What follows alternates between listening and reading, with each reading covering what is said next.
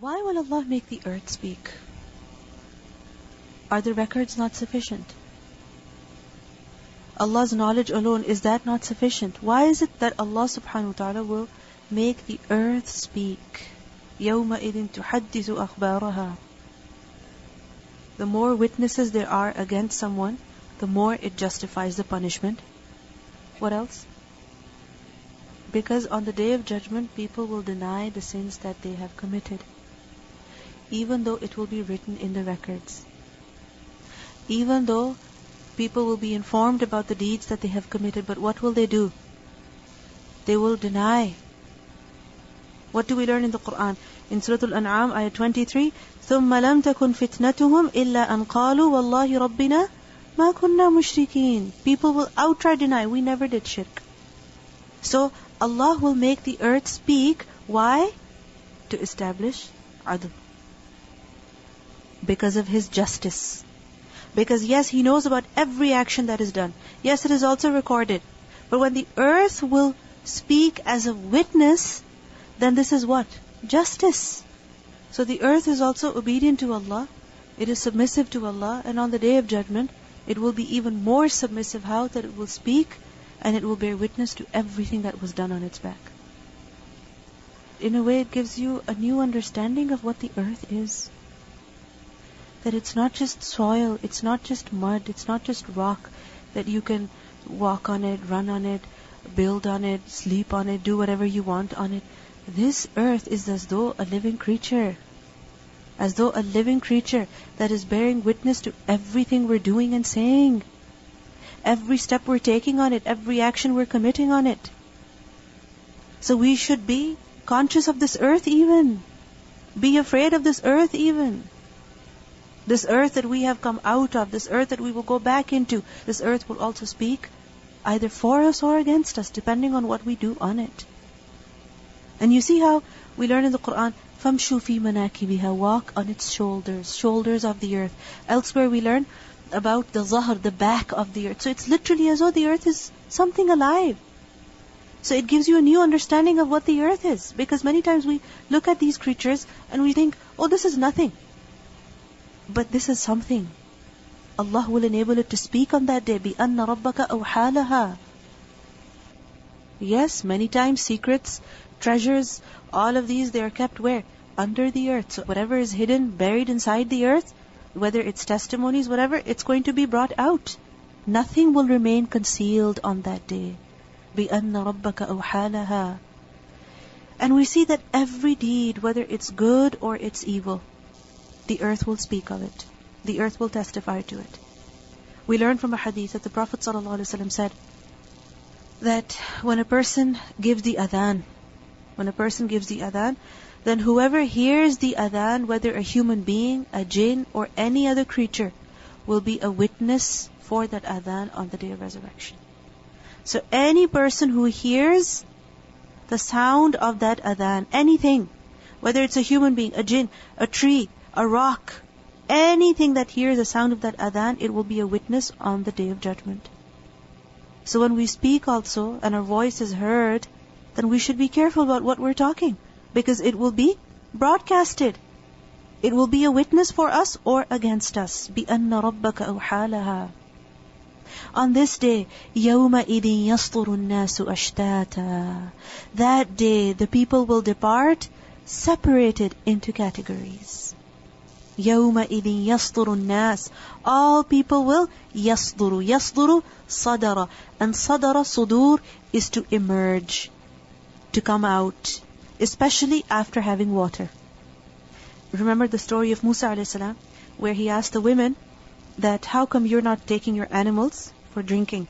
And what did they say? We don't take our animals حَتَّى يُصْدِرَ الرِّعَى, until the rest of the shepherds, they have emerged, meaning they have gone. They have gone after giving water to their animals. So yasduru, meaning he will emerge, he will come forth, he will proceed. Who will proceed? An-nasu, all people. All people will proceed towards what? Towards their destinations. And how will they proceed? Ashtatan, as separate groups. Why will they be taken? Why will they be taken in groups? لِيُرَوْا أَعْمَالَهُمْ, so that they are shown their deeds. Ashtat is the plural of shat or shatat. It's the plural of the word shattun or shatatun. And what does that mean? Something that is separate, scattered, diverse. It's also used for different groups of one body, different groups of one huge crowd. So you have a huge crowd, but it's divided into different groups. So the people will be taken to their destinations or to the place of hisab, to the mahshar. Why? So that they are shown their deeds. What all did they commit in their lives? يَصْطُرُ النَّاسُ أَشْتَاتًا. Elsewhere we have learnt that people will be taken how? In zumara. In Surah Az-Zumar we have learnt that people will be taken in groups, zumar. Over here we learn ashtat. And these groups will be based on what? Based on the kind of actions that the people have performed. So for example, those who have done well, they will be taken in groups where? To Jannah. And those who have performed poorly, where will they be taken in their groups? Into hellfire. In Surah Maryam, ayah 85, we learn, يَوْمَ نَحْشُرُ الْمُتَّقِينَ إِلَى الرَّحْمَنِ وَفْدًا. On the day that we will gather the muttaqeen, and they will be taken to the most merciful, how? As a wafda, as a group. وَنَسُوقُ الْمُجْرِمِينَ إِلَى جَهَنَّمَ وِدًّا. And we will drive the criminals to hellfire in thirst.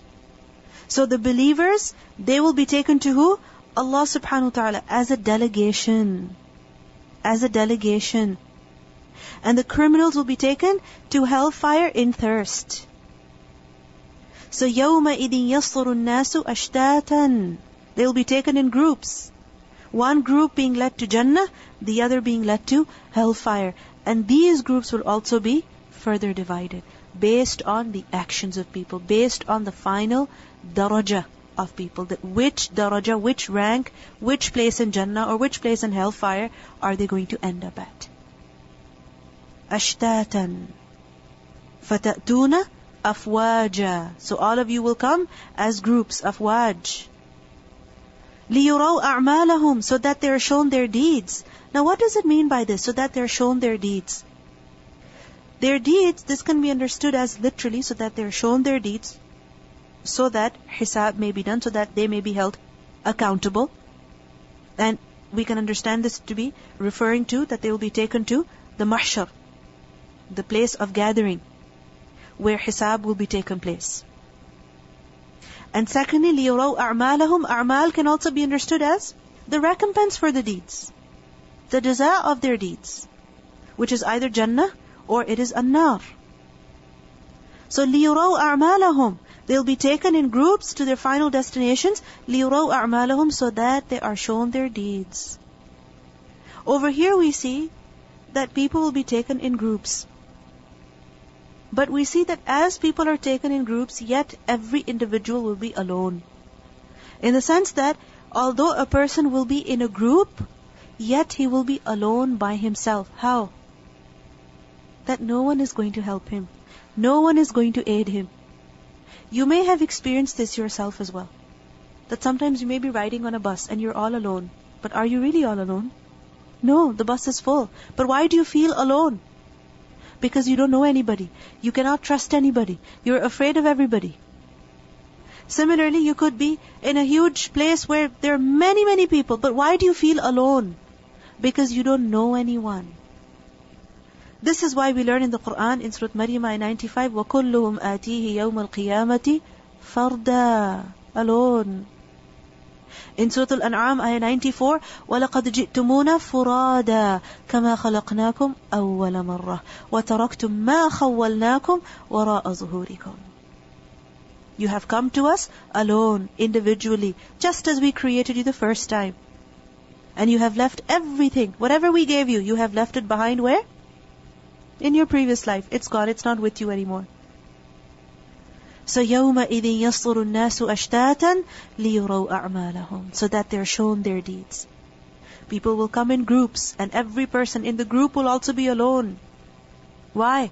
Because when he will be questioned, it will be just him and his Lord. Like we learn from the hadith that a believer, he will be brought very close to Allah subhanahu wa ta'ala, and Allah will question him about his deeds. And He will ask him, you did this, you did this, you did this. And a person will confess to the point that he will think, I am doomed, I am finished. And then Allah will say to him, I covered these for you in the dunya, and today I forgive them for you. Today I forgive them for you. So لِيُرَوْا أَعْمَالَهُمْ. As for the deeds being shown to people, the actual deeds in the mahshar, how will they be shown? How will they be shown to a person? The deeds that he has committed. First of all, in the form of a kitab, in the form of the book, the record. Which is why we learned that the kitab will be given, the record will be given either in the right or in the left. And a person, when he will see the book, what will he say? مَا لِهَذَا الْكِتَابِ لَا يُغَادِرُ صَغِيرَةً وَلَا كَبِيرًا. It doesn't leave behind anything, neither something small or big. So everything recorded in that book. Every word, every deed. So how will the deeds be shown to people? By kitab.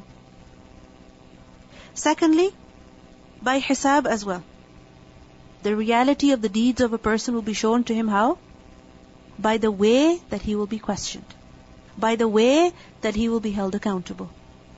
For some, there will be hisaban yasira. Allah will not question them why you did this. Rather, He will forgive them. And for some, it will be a very difficult hisab. How? That a person will be questioned, why did you do this? And when he's questioned why, he's finished. لِيُرَوْا أَعْمَالَهُمْ. فَمَنْ يَعْمَلْ مِثْقَالَ ذَرَّةٍ. So whoever does an atom's weight of good, مِثْقَالَ ذَرَّةٍ خَيْرًا يَرَهُ. فَمَنْ يَعْمَلْ مِثْقَالَ ذَرَّةٍ خَيْرًا يَرَهُ. Whoever does an atom's weight of good, he will see it. Mithqal, weight. Weight of what? Zarra, of an atom. What is zarra? Something that is very, very tiny. To the Arabs, zarra was the smallest thing they knew, the smallest thing that is visible to the eye, which is a very, very tiny ant. A very tiny ant. Something so small. So whoever does something good that is the weight of an atom even, meaning a very small good deed, yarahu, he will see it. He will see it where? He will see it recorded in his book, or he will see its jaza, its recompense, its reward. Why? Because إِنَّ اللَّهَ لَا يَظْلِمُ مِثْقَالَ ذَرَّةٍ. Allah does not do injustice even the weight of an atom. وَإِن تَكُ حَسَنَةً يُضَاعِفْهَا. And if it is a good deed, meaning that atom's weight is something good, Allah subhanahu wa ta'ala multiplies it. So yarahu, he will see it. He will see its reward. He will see it written, and he will also see its reward. We have learned in the descriptions of Jannah that are mentioned in the Quran, that how fine details are mentioned. قَدَّرُوهَا تَقْدِيرًا. مِزَاجُهَا. That the drink even, how it will be, its quantity, then its appearance, its taste, its fragrance, how they will drink it. So all of these descriptions are given minute details. What does that show?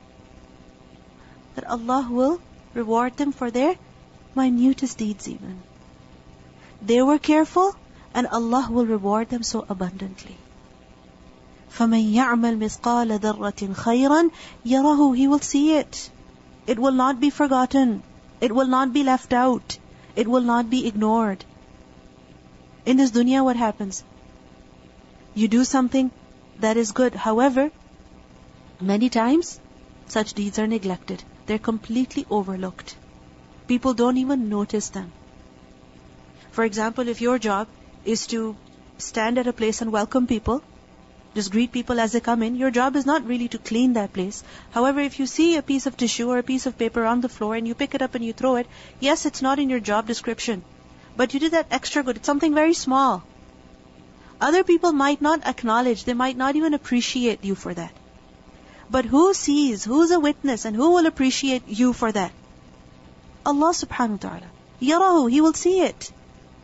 A person will see every little good deed written in his record, and he will see its reward as well. وَمَنْ يَعْمَلْ مِثْقَالَ ذَرَّةٍ شَرًّا يَرَهُ. And on the other hand, whoever does an atom's weight of evil, he will see it. If there is an evil deed that is equal to the weight of an atom, something so small, it will be there in the book as well. And a person will see its recompense as well. أَحْصَاهُ اللَّهُ وَنَسُوهُ. Allah enumerated it, Allah recorded it.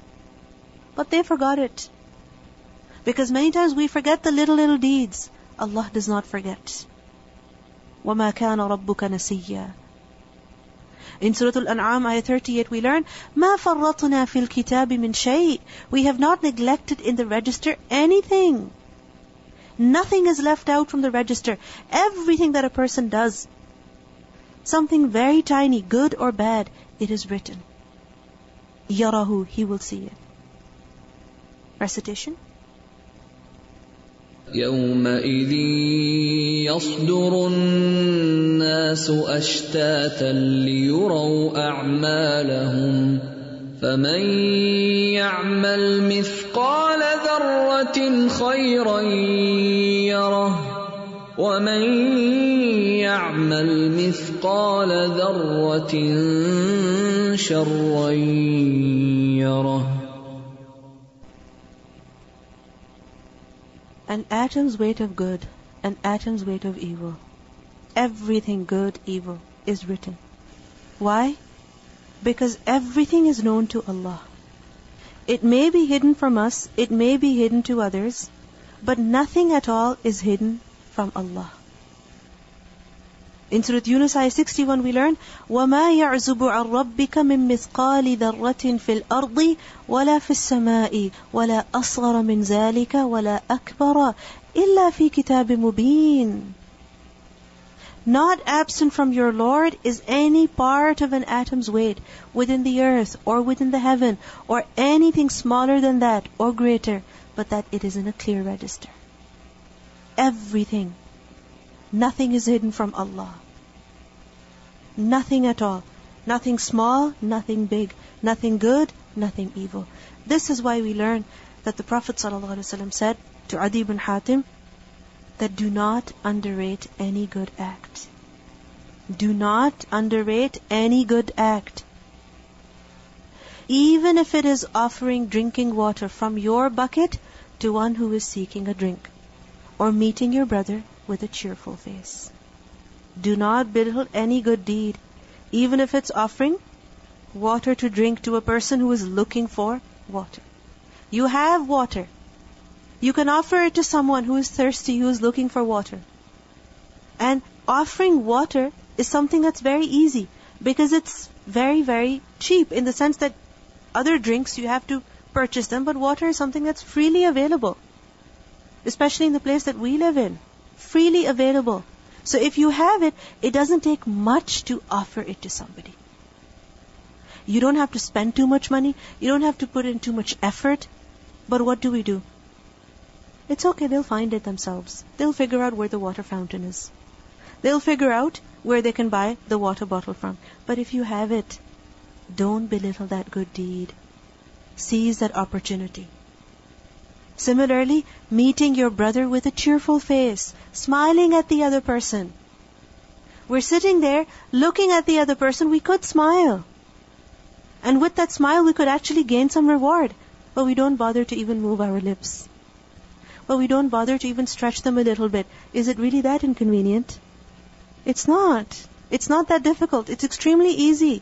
It's almost a reflex action that you don't even have to think about. It's almost that unconsciously a person smiles sometimes. But we have to become very careful that we don't belittle these easy little good deeds. Similarly, we learn that the Prophet ﷺ said, fear the fire, meaning ward it off from yourself, even if it is by giving half a date in charity. Even if you have half a date and you can afford to give that for charity, give that. Because sometimes we think good deeds are just the big good deeds. You know, when you give some donation to the masjid, when you put some money in the box, when you buy a whole lot of food for the food bank. But you can save yourself from the fire even by offering half a date in charity. By giving something as small as that half you eat yourself and half you give to somebody else. Ittaqun nar. Save yourself from the fire. Similarly, the Prophet ﷺ advised the women in particular that, O party of believing women, none of you should belittle a gift sent by your neighbor, even if it is a firsana of a sheep. What is a firsana? Hoof. That even if your neighbor sends you the hoof of a sheep, don't belittle that. I mean, the best part of the meat is what? I mean, that which is more fleshy, that which has more flesh on it, and the hoof, what does it have? Bone and fat. That's all it has, bone and fat, hardly any meat, hardly, only a little bit. So, if somebody is offering that in order to save themselves from the fire, they're sending that as a gift, don't belittle that. You should appreciate that effort as well, because that person is trying. That person is doing something at least. Similarly, we learn the Prophet ﷺ spoke to his wife Aisha radhiyallahu anha, and he said, "O Aisha, beware of the sins that are belittled. Beware of the sins that are belittled, for indeed they'll be taken account of by Allah." Sins that are belittled, that we ignore, we forget, however, Allah will call a person to account for them. Similarly, we learn Abdullah ibn Mas'ud said, the Messenger of Allah ﷺ said, "Beware of the sins that are belittled, for verily they are gathered in a man until they destroy him." They're gathered in a person until they destroy him. Little sins, one after the other, until they're enough to destroy a person. Remember that example the Prophet ﷺ gave? Of a people who were traveling, and they take rest, and they camp, and everybody goes out and collects wood. Each person brings a small piece of wood, and at the end, it's sufficient to light a huge fire. Such is the example of small sins that a person commits here, there, one bad word here, one bad expression there, one show of bad attitude at another occasion, neglecting one thing, neglecting another thing, ignoring one amana, ignoring one responsibility, and then eventually it's enough altogether to destroy a person. It's enough to destroy him. So what do these ayats show to us? That we should never belittle any good deed, nor should we ever belittle any sin. Because even a dharra matters a lot. Yesterday we learned, فَإِذَا فَرَغْتَ فَانْصَبْ. Whenever you get free, then get busy again. Get busy again in what? In doing something good. Why? Because you need it. So, whether it's sitting and doing dhikr, because kalimatan khafifatan ala lisan, habibatan ila rahman, saqilatan fil mizan. Subhanallah wa bihamdihi, subhanallah al-azim. You can be sitting, taking a break, but why should you sit idle? Can you not avail that time? Acquire some more hasanat? Khafifatan ala lisan, very easy on the tongue. Subhanallah wa bihamdihi, subhanallah al-azim. How difficult it is to say that. It's not that difficult. But it's the person who is worried about his akhirah, he will avail his moments. These two ayat, they show to us the absolute, the perfect justice of Allah subhanahu wa ta'ala. That if it's an atom's weight of good, a person will see it. Atom's weight of evil, he will see it. And sometimes a person doesn't have the ability to do a lot, to do great things. All he can afford to do is little deeds. Why? Because that's just within his capacity. He doesn't have the capacity to do more. Or he doesn't have the resources. Like for example, one is that a person spends hundreds of dollars in charity, and the other is that a person spends a few cents, a few dollars. That's all he can afford. But depending on what a person is able to do, he should do, and on the Day of Judgment, whatever he has done, he will see it. No matter how small or how big. Assalamu alaikum. I was saying we have to remind ourselves and our family and our loved one about Surah Al-Mutaffifin, because that surah, it make you stop. If you want to do dhulm, it make you stop. If you want to do something wrong, it make you stop. Yes. When you remember Al-Mutaffifin. Because tatfif is what? To reduce just a tiny amount, just a little bit. To not give just a little bit. So what do we see here? That even if it's a dharrah of shar, a person will see it. It's a great encouragement to do good, and it's a great warning against doing evil as well. That you do something very small, that even you will be held accountable for. We listen to the recitation. Bismillahir Rahmanir Rahim. إذا زلزلت الأرض زلزالها وأخرجت الأرض أثقالها وقال الإنسان ما لها يومئذ تحدث أخبارها بأن ربك أوحى لها يومئذ يصدر الناس أشتاتا ليروا أعمالهم فمن يعمل مثقال ذرة خيرا يره ومن يعمل مثقال ذرة شرا يره. Why will Allah make the earth speak? Are the records not sufficient? Allah's knowledge alone, is that not sufficient? Why is it that Allah subhanahu wa ta'ala will make the earth speak? يَوْمَئِذٍ تُحَدِّثُ أَخْبَارَهَا.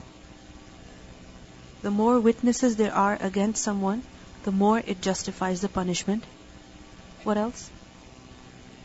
Because on the day of judgment, people will deny the sins that they have committed, even though it will be written in the records.